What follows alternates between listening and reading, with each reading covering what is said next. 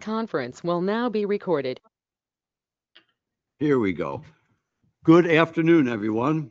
I'd like to welcome you to the Plan Committee Ordinance Working Session. It's January 27th, 2026 at high noon.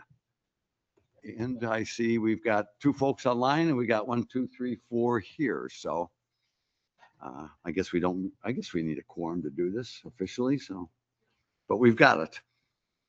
Okay, we've got back to the agenda. Brent wrote us a new agenda. And we're still working on accessory buildings / structures, excuse me, and building heights. And the way we left it last time, Brent sent out a set of minutes from our last meeting, but maybe I thought what we do is we still 3 teams working, and each of those teams provided a handout, which I think everybody's gotten. And maybe I'd just start from the top one, which is accessory building structures. And it's the Hart Hoyerman, excuse me. And I don't see Rick here right now. So Laird, if you'd like to kick off and give us. Sure. I can't see you guys, so I didn't know whether Rick was there. He and I have discussed this and can't come up with anything. And I spelled out our reasons why in a short memo. It may be other people are aware of issues they'd like us to think about, but we're pretty satisfied with the ordinances as they now stand.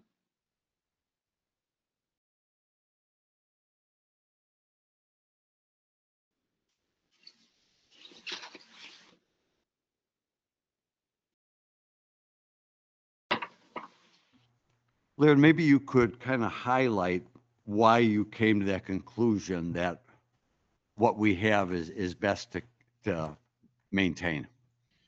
Well, Rick and I like the flexibility and the fact that we're going to be apprised of new buildings beyond the first one that you're entitled to as a matter of right. It didn't seem that it was a big burden on the plan committee to have people come to us, even if you say already had one small structure and you could get a second one well within the area limits. That would simplify things, but maybe neighbors would be unhappy. Maybe it depends on visibility issues that we don't know about, and it just seemed like a good thing for us to keep our finger on the pulse, so to speak, and not make it more lenient.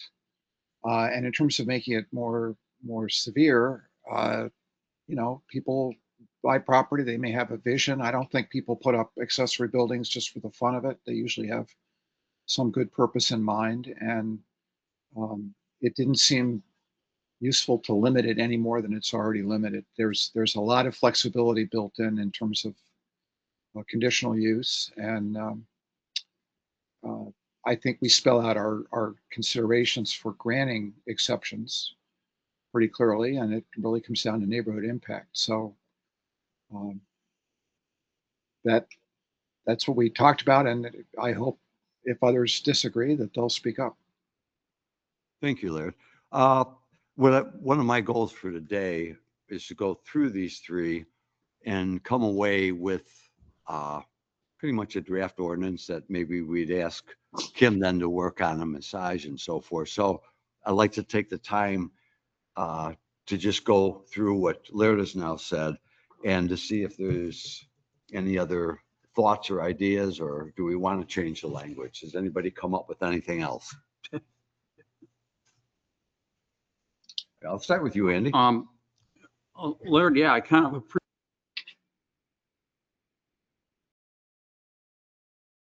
Lost the video or the audio.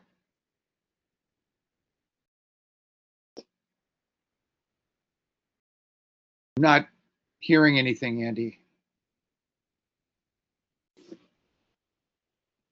Me either. I can't hear Andy.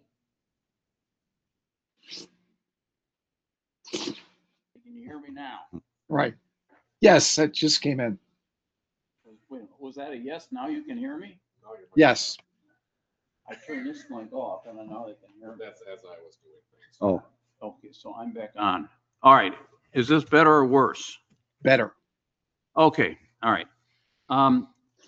Well, I was saying that I think, Monique, you can chime in, but it sounds like you walked around the same circle we did with kind of a conclusion that, in the end, maybe we can give a little better guidance for making these judgment calls. But in the end, let them be judgment calls. That's what we get paid the big bucks for, right?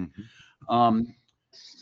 I don't know. That sort of begs or raises the question why we're doing this in the first place. Because I think we were looking for at least a little bit more quote guidance that's actually embedded.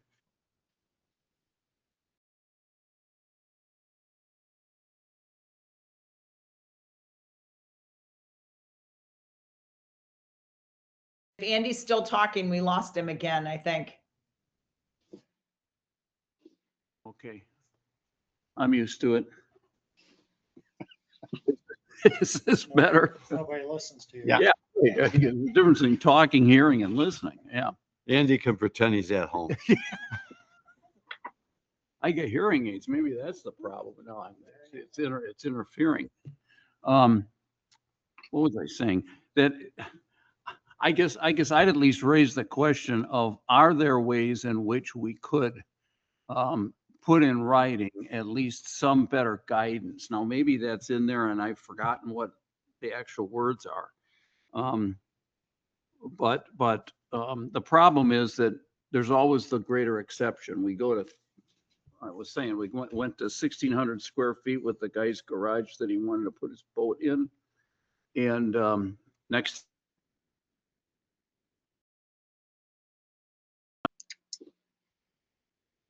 of a ratio to the lot size, maybe. And I don't know if you've added that language or just talked about it, or just stated that that's something we should think about. I guess I'm kind of making a pitch for maybe one more swing at this that actually has some wording that regularizes the some of the things we're looking for. Okay. Does that make any sense? Okay. Rambling. Well, Grace, comments? sure. Good. Sticking with Laird and Hoyerman right now. Exactly. Yeah. Well, on number one, on their presentation, it said the applicable ordinance prohibits any new accessory building structures in the protected waterfront and permits one accessory building as a matter of right in the residential districts. Okay. And so I think that's pretty self-explanatory. The dimensional standards for accessory structures are also uniform across the residential districts. 1,000 square feet or 70% of the floor area of the principal, which I think is rather generous, but fine. And then the ordinance indicates that the number and size issues are interconnected. The total number of accessory buildings and total square footage of accessory buildings on the property relative to lot size and neighborhood impact will be considered in making conditional use. So if they come with something bigger and want a conditional use, then we would consider it. But I think it's fairly generous to begin with already, is my comment. So I kind of agree in that I don't know that we want to add any more restrictions, but maybe we do. Do we think it's too generous? And then Oh, I'm sorry. Go well, ahead, and Grace. then the height too, the same Okay. thing. Accessory structures at 15 feet in R1 and R1 and 28 in RR. Again, I think that should be sufficient. Oh. So I don't want to increase those necessarily. Those are my comments. Okay, thank you. Mhm. Dee? I guess I was hoping for a little bit more clarity, maybe a number or a little bit more. I guess I keep going back to the Larson property with the numerous small accessory structures that are scattered in the yard, which now they've cleaned them up, but I don't know how many are still there, but it's not as bad as it was. But I guess I was looking for something that we could point to and limit, the under 64 square feet, playhouses and all that stuff.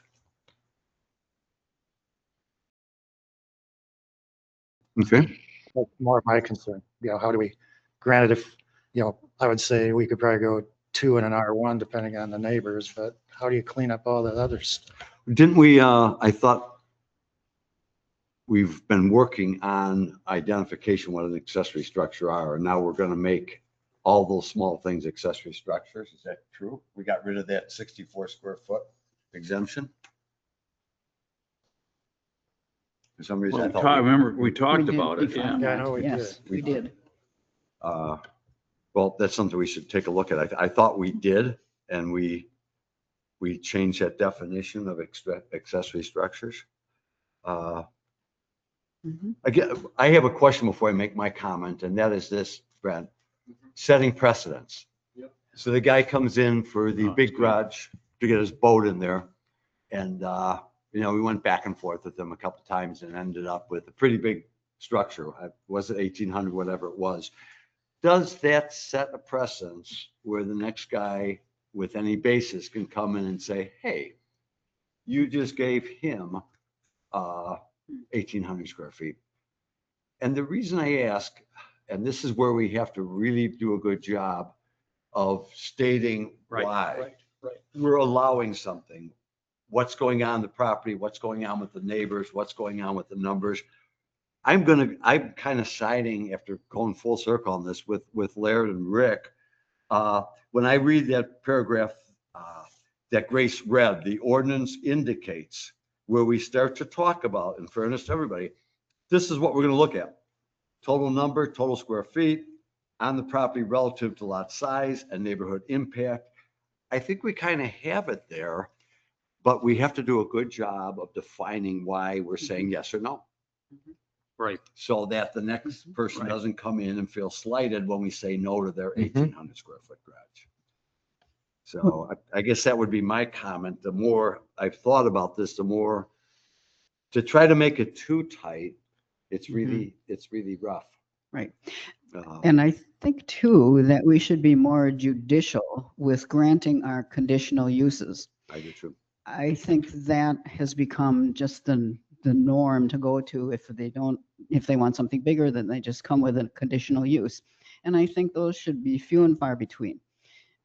There's got to be an excellent reason for it and That's good. justification. Yeah. And maybe we could strengthen the language that way. Just what you just said. Yeah. To be granted, there has to be an excellent explanation, whatever that means exactly. But to put the applicant on notice, Amen. because Yeah. I've had a problem a long time with, we got 28-foot height of the bed, and then so often we go 35. Well, ultimately, it might take decades, but the whole village is going to be 35 feet, So even when it's an RR, I think, we still need a good reason. And so if there's a way to tighten up the language like that, to put the people on notice, just asking for it is not going to get you this. Yeah. You've got to have a reason. And, and when they read the ordinance, they can see what we're looking at. I couldn't agree more. I think that's maybe that's the solution. I'm going to say what you said, Grace, in other words, but it's kind of like the default mode is the minimum, and they have to make the case for an exception. Too often the default mode is, well, you should grant this unless you can find a good reason not to, and that's just backwards. So if we can, so I agree completely, and that should be documented. And then when the question of precedent comes, you go, well, here are the reasons. Right. It didn't, it was out of sight. It was, had a big lot or whatever.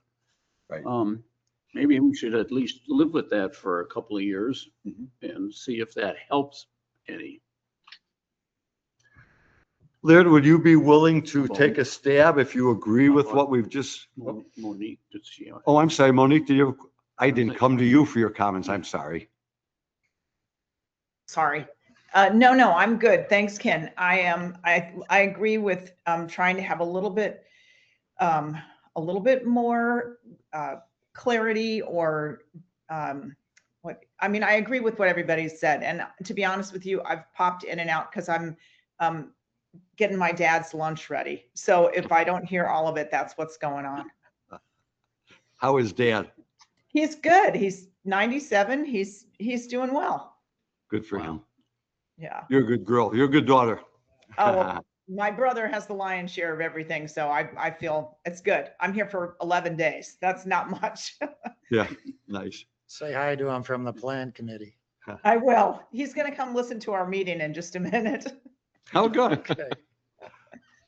Larry, do you think we've been clear enough? Or would you, working with Rick, like to take a swing of at least maybe clarifying language that kind of reflecting the fact that the standards are the acceptable, what we're looking for, and anything else has to be well documented and well rationalized?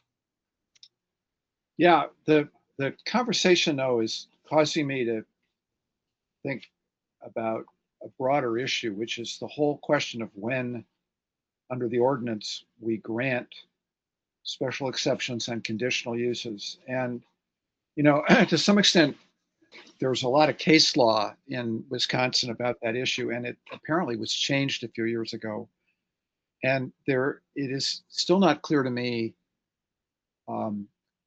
when we have the burden to explain why we're granting a conditional use or a special exception. In fact, I continue to be struggling with when it's one versus the other, but that's a different issue. And when it's the applicant's burden to make that showing, and what reasons we have to come up with. I mean, if anybody ever got really huffy about these things and decided to go to court, we'd want to have given it a fair amount of thought before we let it get to that point. So I would be very happy to look more at this broader issue, which is spelling out in the ordinance in a way that I don't think it currently does what the general obligations are for granting conditional use and special exceptions. I'm not sure it makes a whole lot of sense just in the context of accessory structures alone, although it could easily be worked in there. But then the question is, well, then why didn't you say it about other provisions that allow these deviations from the norm? That's a good point. Monique, did you have a comment? Oh, okay, I thought I saw your hand. Brent, I'm wondering, the point that Laird's making is back in maybe the definition of a conditional use and a special exception. That's where this language belongs. So it applies every time we do it.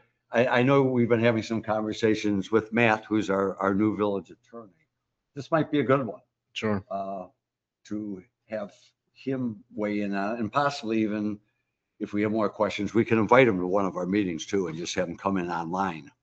Because I think your burden is an interesting question, Laird, of, is it our burden? Is it their burden? I've always assumed it's their burden. They certainly have some burden, but as do we. I mean, we have to qualify or ideally quantify, and that's to Laird's comment about, the state law change relative to conditional uses and special exceptions. It really made it a lot easier to obtain and a lot more difficult to deny. Whatever handful of years ago, maybe 8-10 years ago now, it's been a while. So that's where I think, ultimately the ordinance has to be the most important thing we tie any decision out to. And similar, if the applicant has that burden, they have the burden first and foremost to tie it out to the ordinance itself. So that would be the only concern I would have in putting the burden of why do you need this exception on the applicant. If you're comparing one versus the other, one is much more impactful as a smaller lot. They're bigger buildings, but it's a similar request to someone that has a large lot, but really didn't satisfy, well, why do you need it? Because then it's kind of arbitrary how, well, just because we don't like chickens, or, well, we don't have 5. Why do you need 5 boats? So I don't know how important that should be or how much that should weigh into. That would be more concerning from a defensibility standpoint in my mind, is if you solely relied on the argument made as to why you need the additional height, why you need the additional size, why you need the additional building, just based on that, opposed to how that ties into the ordinance and those maximums and what triggers that. What's the intent of putting a cap on size, the intent on putting a cap on numbers? I think that has to be the most important. Doesn't mean they shouldn't explain why. But this has been something that's been wrestled with for years. I often bring out the large accessory building out on the southeast corner of Town Line and German, that they were before a previous planning committee 3-4 times, and it was too big, and it was this. And then the question, well, what do you need that much space for? And then at that time, again, different committee members, half the group said, that's none of our business. Does it meet the code? Does it not meet the code? Is it acceptable? Is it not? We shouldn't involve ourselves in what are you storing in there? Why do you need it? It's either fits our ordinance or it doesn't. So again, I'm not saying that because we shouldn't be involved. It's still part of the whole argument. We need more space because, we need more height because. But I think first and foremost, we need to make sure the ordinance is tight enough so that when we properly qualify or quantify a decision, it's tied out to something within our code. In that case, I don't believe we would have an issue with setting precedent if we make that connection. Okay. Well, again, reading that paragraph that Grace read, that is a good indicator of what we should be looking at. How does it fit on the piece of property, and how does it affect the neighbors? And if we stick with that, it sounds like it'd be safe. And maybe it's worthwhile, Brent, over the next month of have a call with Matt, our attorney, and see if he has any helpful hints on this of how to do it. But it sounds like we're reaching a conclusion that we don't not necessarily want to change the language relative to number or size or anything else in this part of the ordinance relative to, Right. I guess we're dealing with height and how many. And I think too, that the applicant is coming to us with a conditional use. I think most of the burden should be on the applicant, because they are asking for a variation. Yeah, I would think so too, but that'd be good to run past Matt. It certainly is their burden for a Board of Appeals for a variance. They definitely have the burden. It's not the committee member's job to solve it for them. Find a way. Correct, to find a way. Well, I was on the plan committee when they made that change. Yep. And I remember that because I guess it was getting way too arbitrary of just saying no, and you were too, Grace. Yeah. So we had talked about that at the time. And that's why I think we're trying to be careful in how we make our decisions and document our decisions. Mm-hmm. Okay. Can I address a couple of other minor things? One is I am not clear on the 64 square foot exemption and if that's gone away or not. If everything needs to be treated as an accessory, to me that weighs further in favor of some kind of leniency, because a treehouse of any size, I think you can understand why someone might want to have that. I mean, I come to this a little bit embarrassed by the fact that my property already has at least 4 accessory structures in addition to the freestanding garage. So, it's like, where do I get off saying anybody else can only have 1 or 2? It's just, there's a fairness part of that. So I'd like to know what the answer is on that. The other thing I wanted to mention, because it's potentially relevant, is that Ordinance 17.24 is a supplemental residential standards that in theory controls how much of the total lot can be covered, total lot coverage. And for R1, if it's assuming you've got a minimum lot of 1 acre, you can only cover 20% of it.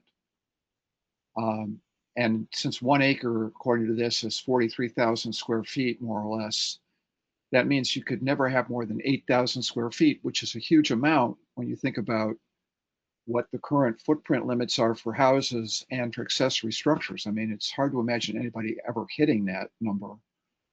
And for RR, assuming a 2 acre minimum lot, the total lot coverage drops down to 10%, but as a practical matter, it's the same because the 2 acres is 87,000 square feet.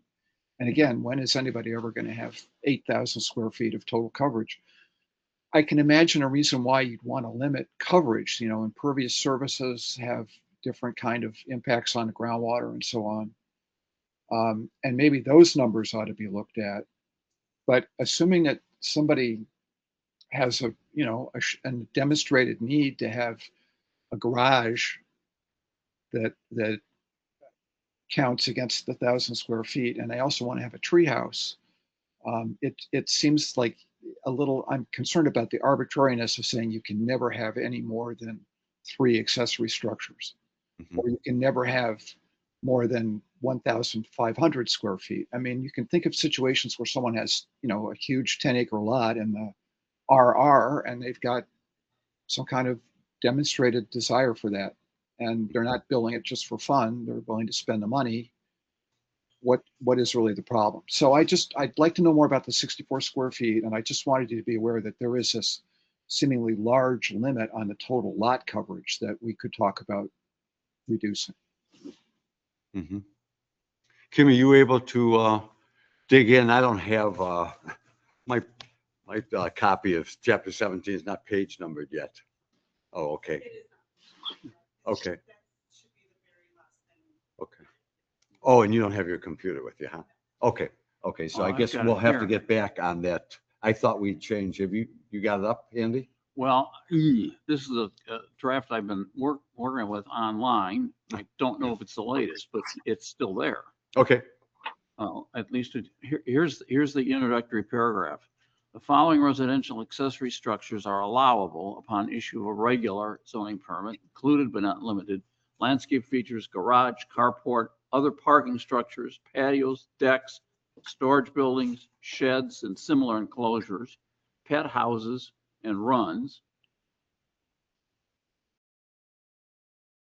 tree houses over 64 square feet, storage of building materials, swimming pools, tennis courts, freestanding solar equipment, air conditioning equipment, heat pumps, antennas. No, I think this was a little bit of a reaction to the Larson property, well, we where they argued had a over lot what of a pet small house and run. accessory teepees Yeah, and yeah. houses and tree houses and stuff. And we were trying to get our arms around that.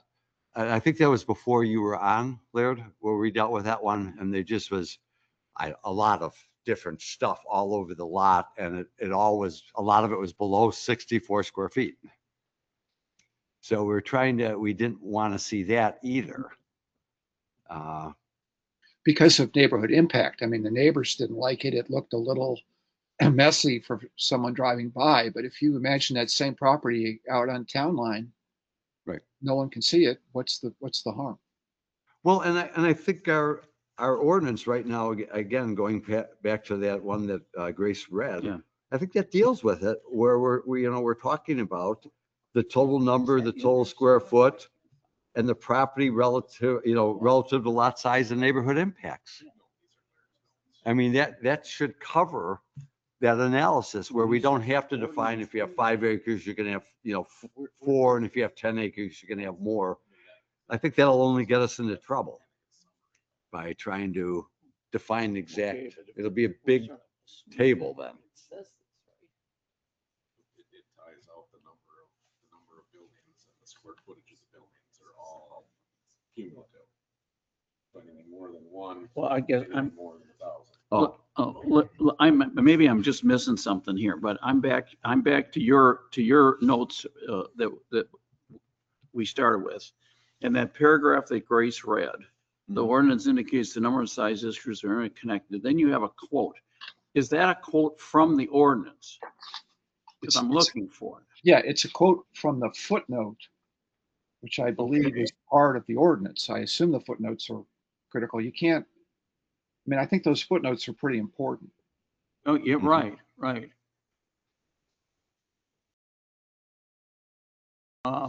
Okay, are those the footnotes after the graph, right? Right. It's the footnote in B Roman 2. It's probably in 1715, not 17. No, I'm in 1715. I see what he says, B Roman I, or little II, or whatever that is. But unless I'm on the wrong page here, it doesn't say that. The total number of accessory buildings relative to lot size, the quote that you have, I'm not seeing it. So I think that, I believe that language is what was added when we did a quick spin at it in the fall before we shut down for the Right, winter. right. Oh, so that was. I'm not that sure was kind how of that that proposed, but No. we haven't. we No, we we made did we made a quick change at the end of our cycle last year. All right. So I've just missed that. No, that's my file copy. Yeah. I'm gonna go to the website. Very good idea. No, I remember that, Brent, because we wanted to have something. Yeah, right, And this right. was pretty good language. And then we agreed Yeah. to take another look at it when the fall came Yeah. around. I'd go there myself, but I've dropped connection Yeah, several times with trying just to You're a little fragile. leave everything be here. Mhm. Okay, well, let me look it up while you talk. Okay. Yeah. Okay. Maybe what we'll do is, if Brent can get a hold of Matt, our attorney, and talk about a little bit of the burden, and maybe that will help with our language. And Laird, if you want to take a crack at maybe emphasizing the fact, we're going to assume that the burden's on the applicant to at least demonstrate why they need more than what's in the ordinance. Okay. Okay. Yes, now I'm online. It's there. Okay, Andy found it. I'm sorry that I wasn't on the right Okay. page after all. Okay. And I agree. I think that gives us good reason to make decisions. Okay. Can we move on to, well, I guess building heights? We have Andy then and Monique, Okay. the A&M team.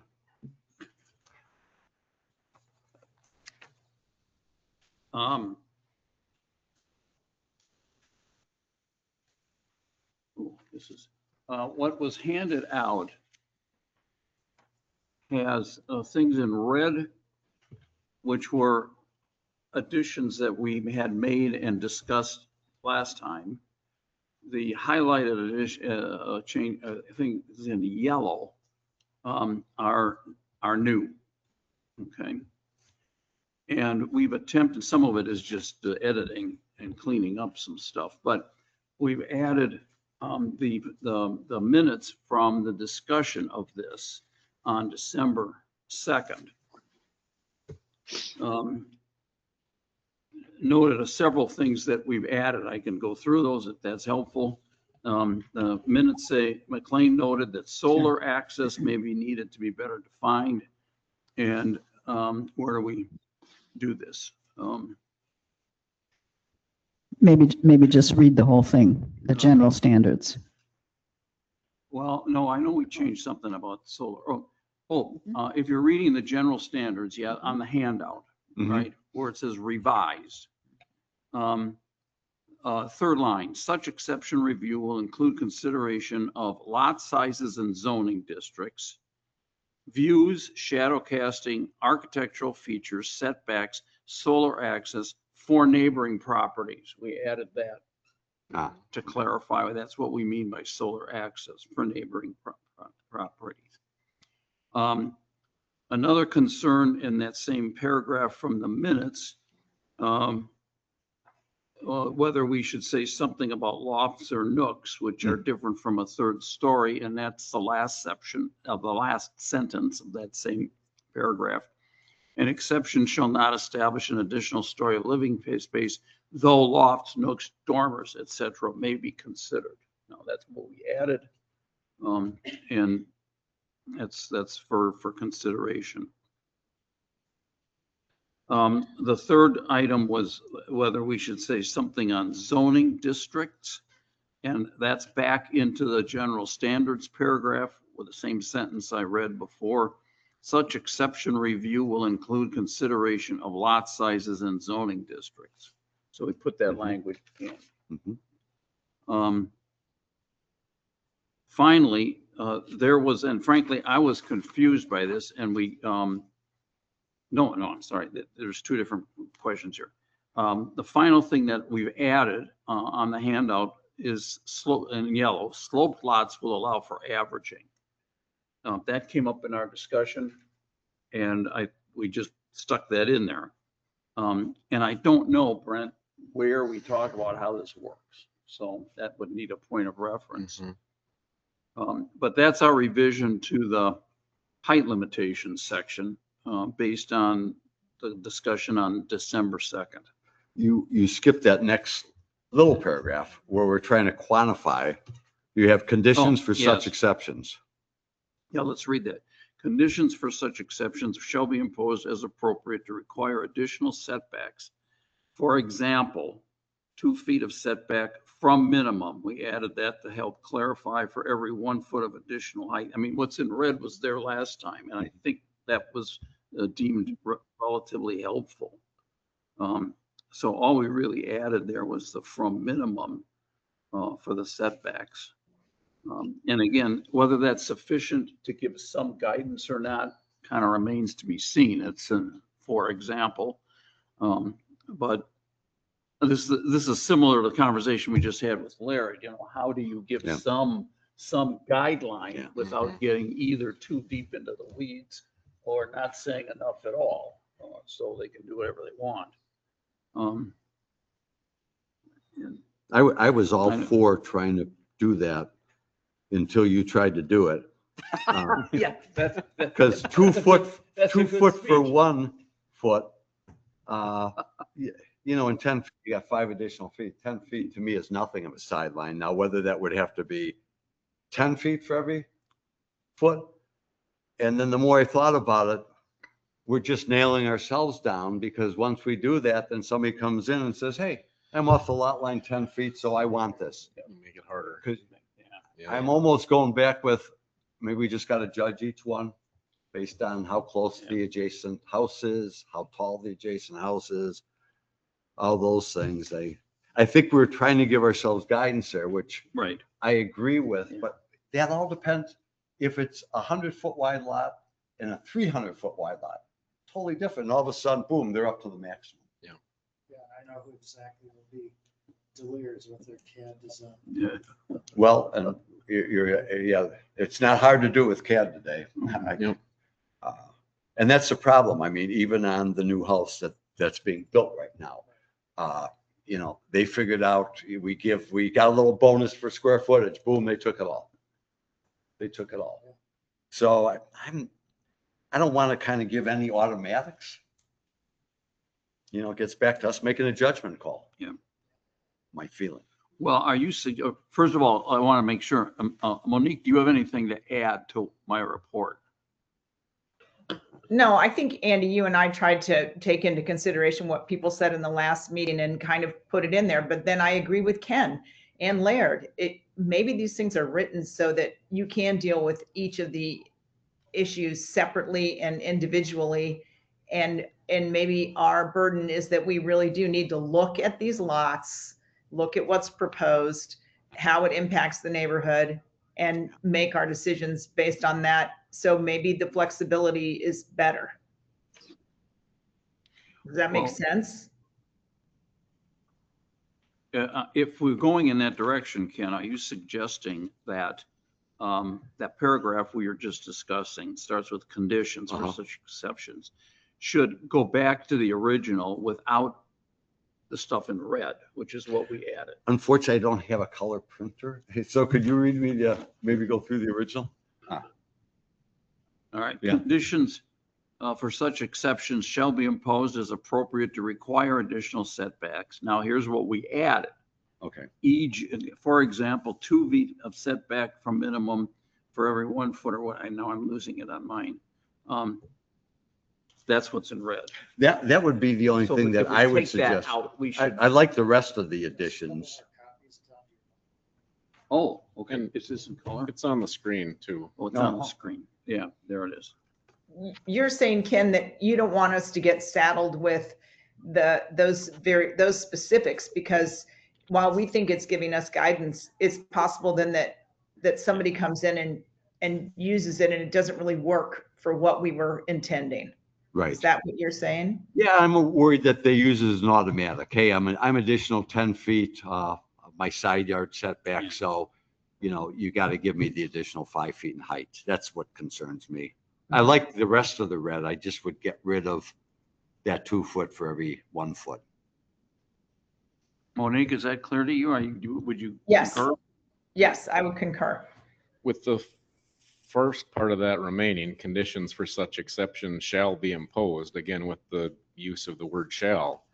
Does that imply you still need to have increased setbacks in order to get an exception for more height? Is appropriate to require it. Oh, Well, the as appropriate takes the edge off, doesn't it? Now we have to With- define with- what's appropriate. But with the use of shall? Were you proposing may? well, it's one of our criteria that we're judging. Yep. It's not an absolute. How do we write it in such a way that it's direction for the applicant and for us? Shall be considered, will be considered, may be considered, I don't know. Yeah, maybe shall be considered as appropriate to require additional That's setbacks. the right. Rather than imposed. Shall be considered as appropriate. Maybe we should ask our Perry Mason for his. That- Yeah. That softens it. Shall be considered. Yeah. Laird, what would you say?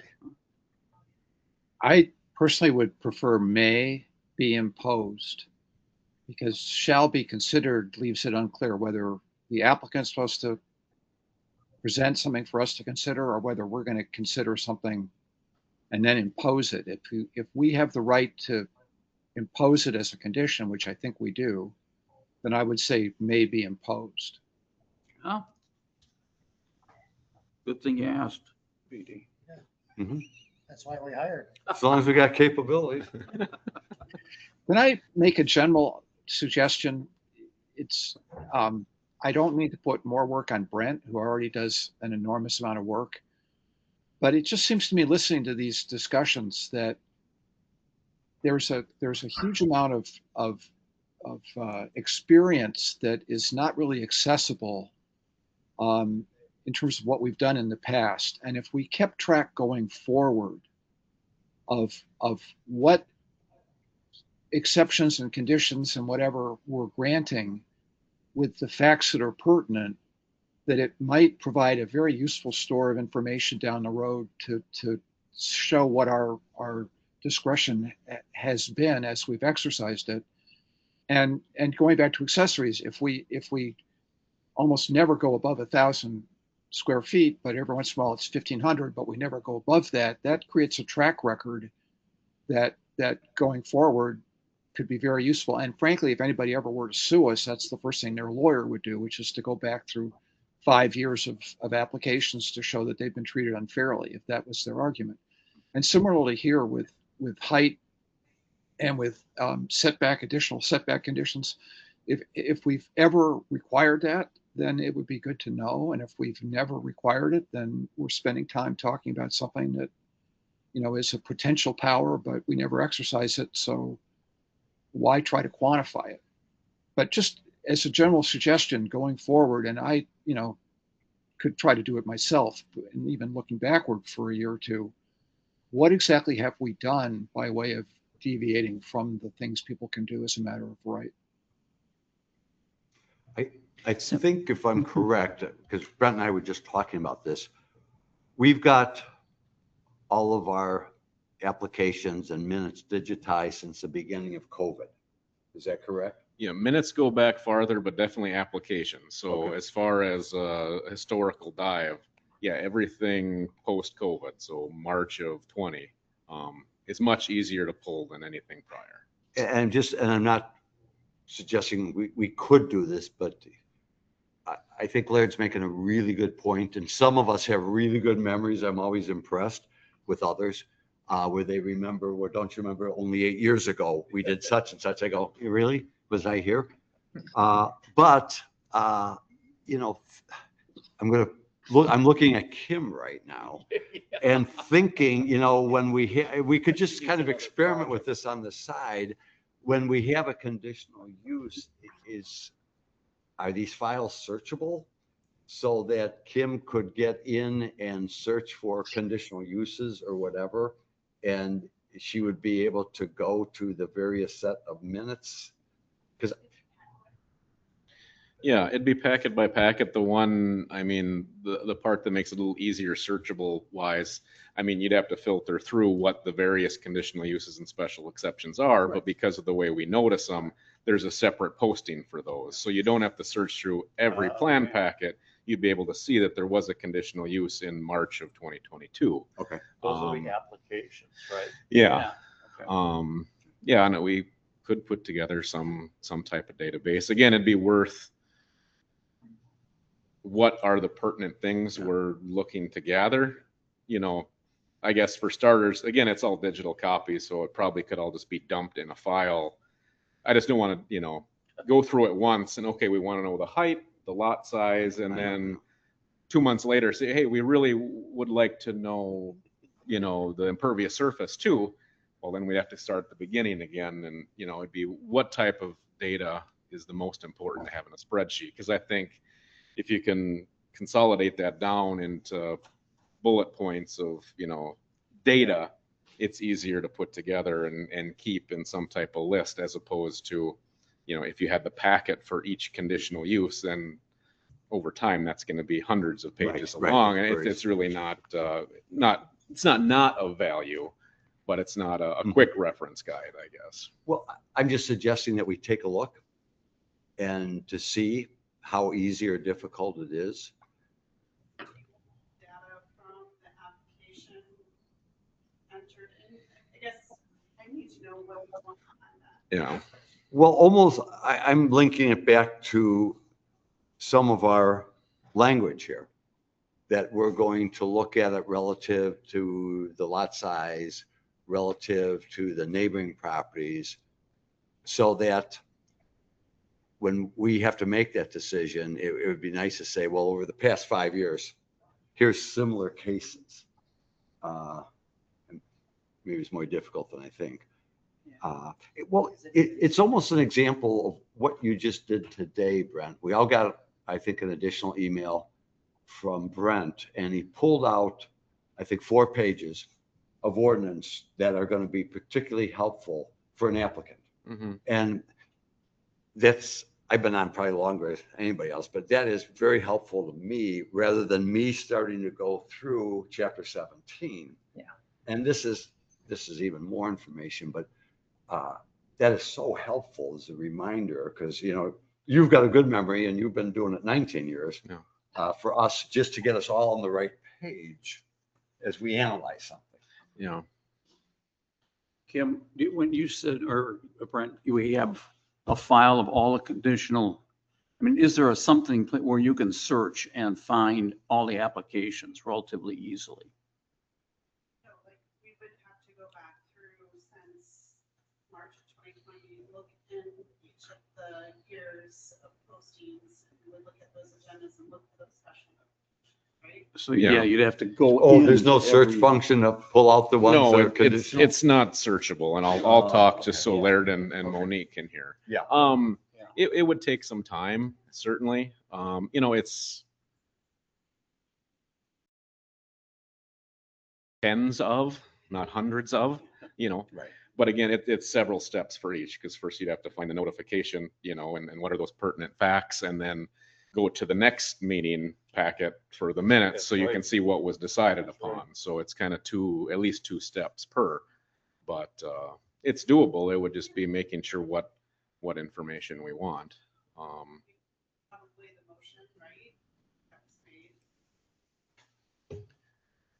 Yeah. Brent and I were just talking yesterday about digitizing files. going forward.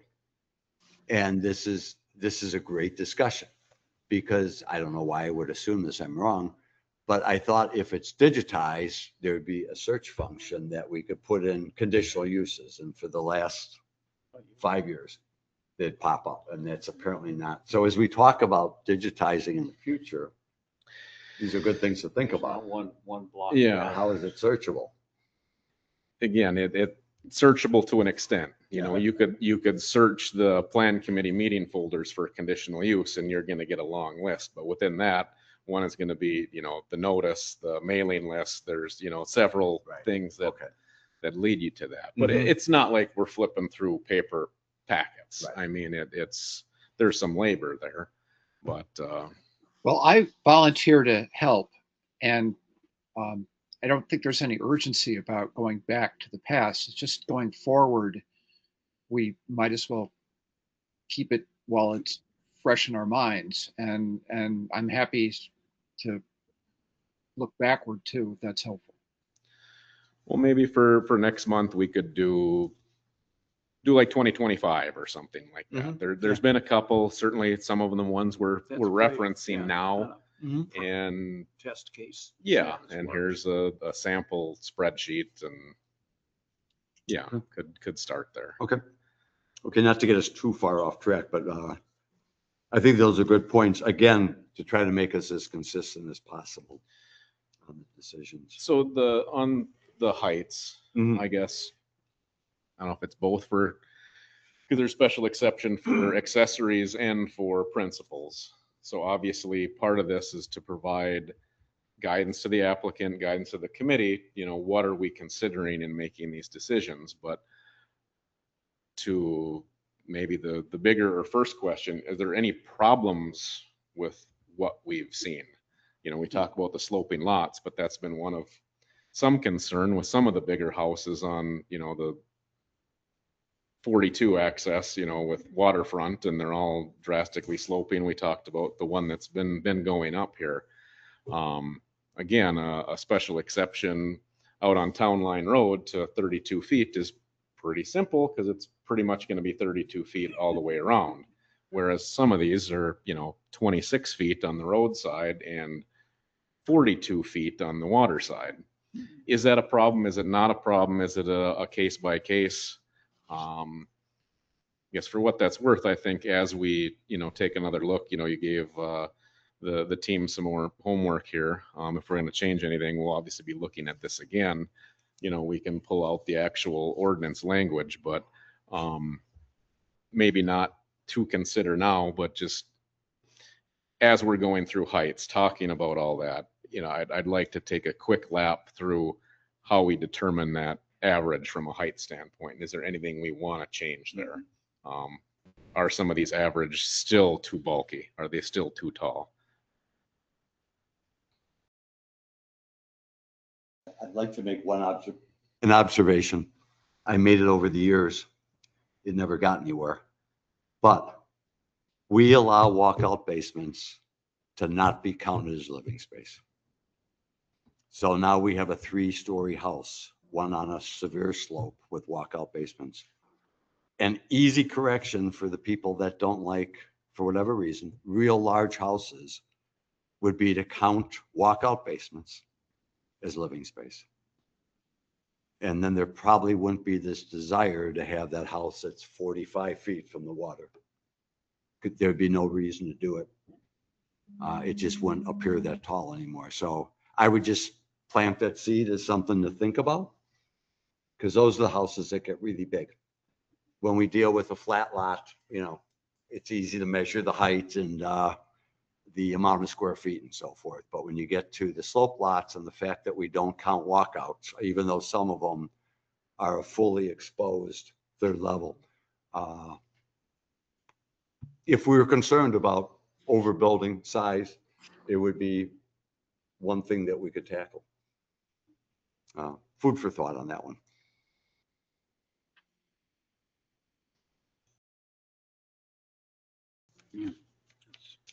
Andy, do you have more on the second page?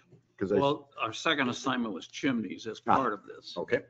And I think we really kind of concluded that what we had done seemed sufficient to us. Part of this was my own inability to recapture everything that we were talking about at the end. But the problem is that number 4 on page 2, only chimneys shall be allowed up 2 feet above the approved peak roof line. This maximum includes any structural or ornamental features. Additional venting is allowed only as documented by manufacturer's specs as necessary. If you recall, we went round and round on this thing. Right. And I think the consensus was we've got to say no more than 25 feet no matter what. But then we came back with these, well, I can't put this fireplace in without this much venting. And I tried to allow for that, but you got to document it with manufacturer's specs. You can't just tell us you think you need it. Yeah. Now, whether we want to allow for that, I mean, if we hold the line on that, the answer to the problem is then you can't use that kind of fireplace. Right. And whether there is a fireplace that can be used, I suppose is not our problem. If they want a fireplace, they want a fireplace, or they can't have it. I don't know. That would be the other solution. No, I like what you've got on number 4. Only chimneys shall be allowed up to 2 feet above the approved peak roof line. This maximum includes any structural or ornamental features. Additional venting is allowed only as documented by manufacturer's specs as necessary, which I'm assuming would be a small vent thing. Right, but I think the conversation right now is to eliminate that last sentence. I know I mentioned this before, but Mike Chalice, who Forceville Builders uses them, Vans uses them, and I talked to him about the height of the exhaust. He said it depends on the combustion chamber, the size of that. So if somebody wants a massive fireplace in their house, their pipe's going to go farther up than 25 feet.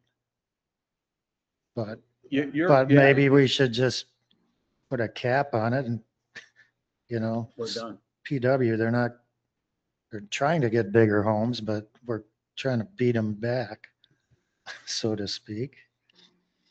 Well, Brent and I met with the prices over this issue, and we went around and around. Yeah. And they finally agreed, hasn't been done yet, but it will happen, to take off that, the brass or copper ornamental cap. And once that's off and lowered to the 25 feet total, there will be a pipe that sticks out. And I will tell you, maybe I've already said this, that they had their builder in there, and they had, I guess, the architect too.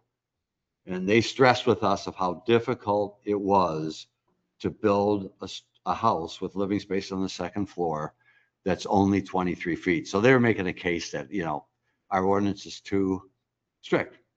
And then I look around and say, yeah, but you did it. You did it. We don't have to look at anything taller than that. So now we know it's doable. It can be done.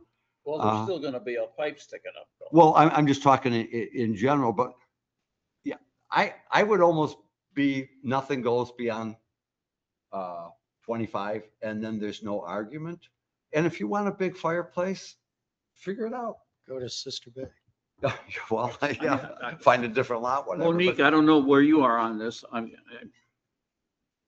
Any thoughts? Oh, you got to turn on your mic. Your Monique. mic's off now. Oh, there we go.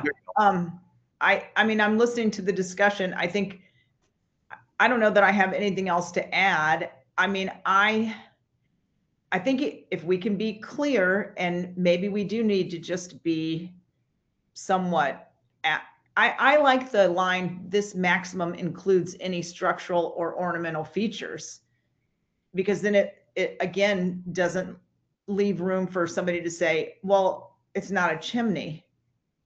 Right. So I think that's important to retain.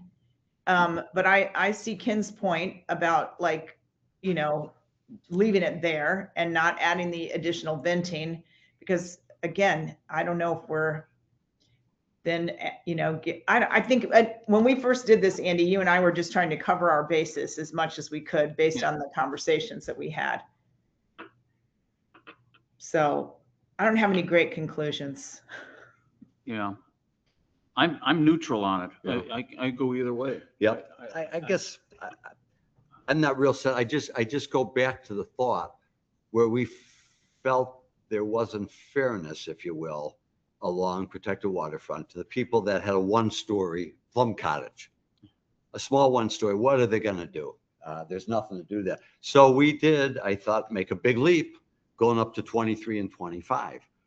And then, of course, naturally, the first time through it, an architect is going to, okay, you give them an inch and they took, 15 inches literally and built something a little taller. So the cleaner it could be, the better, I think, because then there's no discussion. But I'm kind of neutral too. If a 6-inch diameter pipe sticks up another foot or whatever it might be, I could go either way. But I just worry that somebody's going to come back and go, no, that's not what it meant. I talked to my builder and, it's more than that. I've got 3 pipes up and out because I've got a couple different fireplaces in the house. Well, then we'd probably have to look at the fireplace plans on the interiors too and ask those questions, right? Yeah, see, That's true. Right now, we're putting a line in the sand, so to speak, going forward. And people will know this when they design their house. The price is kind of water over the dam. Yeah. think. Yeah, You it just was- I gotta agree. Take that one. It was good for us to see how our And ordinance became works. kind of. But So there's another if one. we're gonna hold the line here, I would then add including venting to the sentence as it's there. I agree. I'm taking a hard line on this. Yeah. 25 is 25, This maximum includes any structural, ornamental features or venting or additional venting. So Yeah. Venting's, I would say /flue. I want to include Right, yeah. flue The word in flue. there. Oh, okay. Yeah. It's possible a flue is only necessary for solid fuel burning, maybe, versus electric might. Flue is specifically discussed. It's not a chimney, that's the flue. Okay. Yeah, I mean, there's no doubt enforcement wise, having a hard cap makes it a lot easier. I don't have to work back and forth with this vendor waiting for this answer. It's in limbo, approved, conditional upon them getting Brent something. I don't have to deal with any of that. Again, the kind of grasping at straws when we had that meeting, but it's, you don't want that liability of if the building code says you have to do this, then you have to do that. Yep. So maybe that's another little question for Matt is, being this is a place we're Right. really drawing a hard line, do we include a little disclaimer there that, this doesn't assume, So if the Real Estate Standards. it's not trumping, building code, whatever, and I don't want to include that much information, but if you're that desperate to have, some type of penetration beyond, up to 25, your building design might have to change as a Exactly. result, but it's not the tail wagging the dog here. It just would have been interesting for all of us to sit in that discussion that we had over at Price's house. People are very creative. We deal with a lot of smart people. It's like, gosh, I never thought of that. And so you're sitting there, Brent and I are sitting there looking at each other, trying to hold the line, which I think we did. But oh boy, you get a lot of sob stories. It's a real sad tale. You go through 3 handkerchiefs while you're sitting over there. And Ken, I also think, even though we think that like those little tiny cottages can't be rebuilt, I think again, there are going to be some creative people out there that are going to come up with some interesting ideas. Yep. No, I'm glad we allow everyone to go that height now. I think that really, no one can say, they're stuck with their footprint. Nothing we can do about that. That's what they built. But allowing that second story or whatever it might be, the big cathedral ceiling with a loft, I think we kind of open it up for everybody. But I would like to see a hard number. I think it'd just be easier to administrate. I think too, as clear as we can be and definitive as we can be with everything. spells it all out. And then there are no questions, well, what about this? Or why couldn't I do this? Or it's all there. Yeah. Well, Okay, Mr. Chair, I think we have, Monique, I think we have this figured out. We'll change the wording and whatever we're doing next time, we'll bring it back. sounds good. Yeah. And I think, Brent's hat used to be building inspector, so he can certainly help with what language he wants to see in there, Yeah. of what, to make it as clear as possible. Finally, if I may, Go ahead. Brent, I'm just going to ask you, somehow last time we referenced this paragraph from 1715-12B1. And there was some discussion whether that could simply be adapted to what we want here by changing the 35 feet to 25 feet. I found this even kind of, well, maybe that's the hard-nosed line of saying it. But I crossed out everything. So it would just say other rooftops accessories such as flues and vent pipes. Was this another way of saying that? Are allowed to a maximum 25 feet. And then the last line is crossed out. This might be another way of saying it, but based on our discussion right now, I think this is irrelevant. I'm trying to remember why we got to this paragraph. And Yeah, I just think we just didn't want, make sure we weren't contradicting ourselves. oh, okay. Perhaps. All right. Well, I'm content just to eliminate that final couple paragraphs as irrelevant. Okay. I was just sort of put it in here as a footnote to remind myself that we had talked about that. I mean, yeah, I'd say the cupolas, domes, Yeah, we're not. Well, I guess a communication device is not an ornamental feature, but a lot of those would just be an ornamental feature, which you have included. Structural and ornamental features. So I think we're covered. Okay. Monique, you okay? Thank you. Thank you. Now my fellow plan committee members to my right are getting anxious. They've been very patient with this conversation, but I want to turn it over to BD and Grace, whoever wants to take it and run with it. Go ahead. Okay, well, I think we kind of covered most of it in the first round. I know one of the things we kind of left open was how big of space requires a landscaping plan. Like square foot, how do we determine the minimum size where you have to start putting in an application? And we didn't really come up with that. I think the other stuff kind of fit what we already have. Do you remember anything else, Grace? No, I think that's it. I think we talked about is if you're going to replace 2 bushes, well, do you need to come with a landscaping? Probably not. But if you're going to redo your whole front yard, yes. So I don't think we did that too tight. I don't know. Brent, I We didn't- remember language from somewhere where we gave a percent. So we didn't ask people that are replacing a dying bush or a dying tree to come back to us. Do you remember that? Or was I making that up? I thought there was something like 10% and that's probably too low. Boy, the only thing that rings a bell is, I mean, like with shoreline properties, just like bluff properties, this is more in site preparation stuff. You can, clear cut everything within 15 feet of your house and cut 30% of the remainder or something, and no clear cutting at the waterfront, anything more than, is that 30 feet? I forget offhand, but that's nothing really in regard to kind of finish landscaping. I think that's more in regard to cutting. Yeah. Prep. Yeah. Brent, do we require the concept review tonight? They have a pretty big cedar tree. I can't remember, it's multi-stem in front of that house. Do we have the right to ask them, is that staying or is that coming down? Or what are they proposing? Yeah, given everything we experienced with the Price project, I Right. think when it comes for formal review, what is the landscaping plan? What's Right. staying, what's proposed to be new? Absolutely. Okay.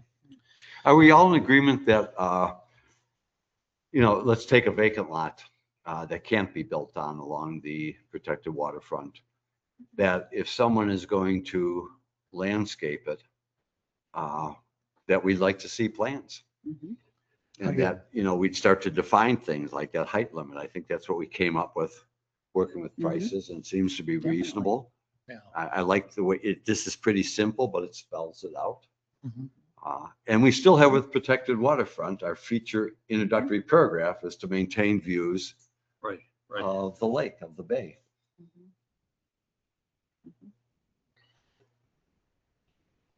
I mean, I'm just talking hypothetical. I'm not Mhm. saying because I see it one way or the other, but if someone is, let's say they have a house, they're redoing the garden bed in front, the side, whatever. Mhm. Everything is less than 42 inches. Do we want to see that? Hmm. Or are we only concerned with stuff that's more than 42 inches? That's a good point. Well, then you're eliminating trees, I suppose. I mean, like a birch tree or a whatever tree, deciduous tree, because that will certainly grow up to be over 42 inches. Do we want to do that? Well, I'm saying, Mhm. is there, whether it's a over-the-counter permit or no permit required, Hmm. if someone has an existing planting bed, or maybe it's just grass or overgrown, whatever, Mhm. and, they want to till it up and make a planting bed. It's not impervious surface. It's not hardscape. It's nothing like that. It's, short hedges. It's pretty flowers, roses, whatever it might be, but it's all under 42 inches. Is that something we want to see? Anything above, yeah, that in here is triggering it. No, But if it's just Mhm. basically at grade 3 foot or less plantings, Yep. do we want to see all that stuff? Good question. I don't know why. I don't think we're trying to tell people how to landscape or what should be in their garden, or if they want wildflowers that are 3 feet tall in their whole front yard. We're it's trying all, to maintain a view. it's all tying it out to that introductory 42 paragraph you inches. talked about, Mhm. the Yeah. maintaining the open vistas. Mhm. And even if someone comes in and they have, like we did on Lake Shore, they got 2 maples or 2 oaks, I think it could still be over the counter when you see the type of tree it is. And the fact that what we're planning on doing on our lake shore, once the tree is mature enough, we'll trim it so you have a view of the lake besides the trunk. Mhm. I would think that could go over the counter, that and you always do, it seems like you'd have such a good feel. You'd send it here if you thought it's a problem. Yeah, I think it's, yeah. It's interesting. I think the planting back will be interesting, because obviously there's a lot of trees now where if it were vacant, would we, under this, or would we let them plant back? So in that, Yeah. we've had examples where, well, there used to be a row of trees here. There used to be a tree here, but Yeah. that was 10 years ago, 5 years ago. Does it matter if it used to be here versus it's here now and we want to replace it now? It's kind of like a grandfathering type situation. We wouldn't necessarily want to see that row of trees that block, but it's there now. Did they have the benefit of replacing that because it's always been there, and the neighbor that doesn't? No, I would think if you're going to oh, I see. If they don't touch it at all, if they're going to start to replace a tree that blocks the view, I would think they got to come in. Okay. Because it's all about maintaining that view. And again, it's the parallel planting, not Yep. necessarily the perpendicular. If they've got a privacy. Yeah. And it's the same with I don't know if that's Murphy's property or Freeze that Yeah. plant. I mean, one of these days we have to have a chat, but it's grown a lot bigger than maybe we all expected, and now it's a total Sure. block. So that idea too, and we talked to the prices about that at least, and I think it's documented that we expect it to be maintained. Right. If it's not, we're sending BD out to get it Yep. corrected, With a chainsaw. or whatever you need. Yeah. Well, and so many of those properties, older properties along the protected waterfront, those trees are so overgrown that you can't see the water at I all know, I know. from the road. And, but that's all overgrown. So, yeah. Well, and I think it's Yeah. very possible, just like, maintenance and physical facilities, then the board discussed with the, the green space south of the marina. A lot of people took a lot of damage last year. So Mhm. last year very much could have just been, let's clean up what we have, but Mhm. now they'll take an assessment and see what bounced back, what didn't. Yeah. There could be a lot of work happening the next couple of years as a result of think you're that, right. Mhm. just Yeah. based on age. So I think that's on top of, what we write in here, how we get that message out, in a future newsletter or however we handle that is make it Mhm. clear what does it say? What do we want to see? What don't we want to see? And what do we want to know about? So how about enforcement? We were just talking about that, but down the road, maybe Colin might be our first case. Because we did include that in his approval, that somebody certified has to inspect. I don't remember what the time frame was for that. But I don't know if anybody remembers that. I could go back and dig up that, that application. What are you talking about? Enforcement of this then. Yeah, Enforcement, but, yeah. I mean, it's in- funny to say go because out he's there, got- but they're gonna be there with their shotgun, get off my property.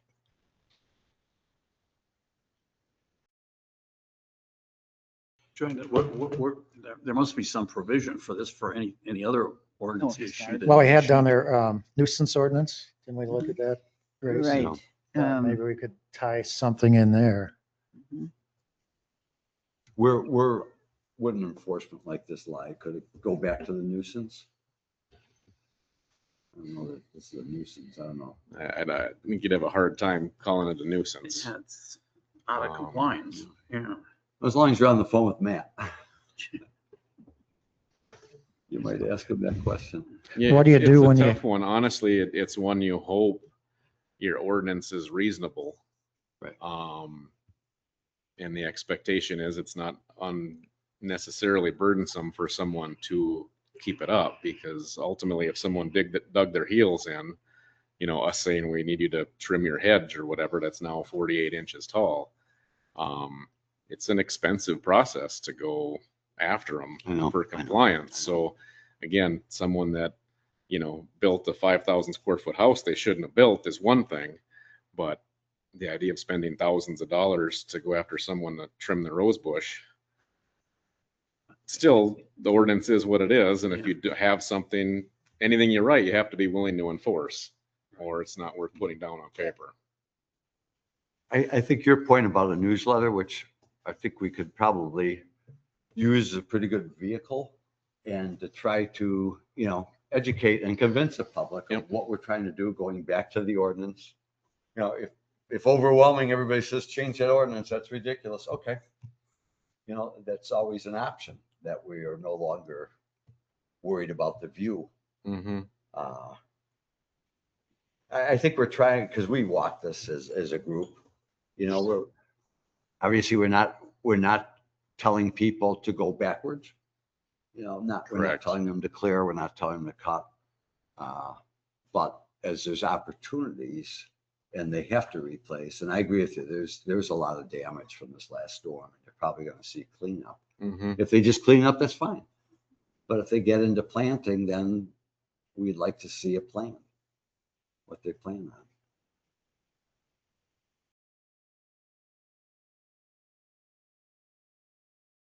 Is everyone in agreement that we'll try to ask BD and Grace to hang a little more on this, but that this is the route we want to go, that when there's a landscaping plan that is going to exceed these different criteria, that it's going to be required, well, it would be required anyway. Brent would decide whether or not it's got to come to us.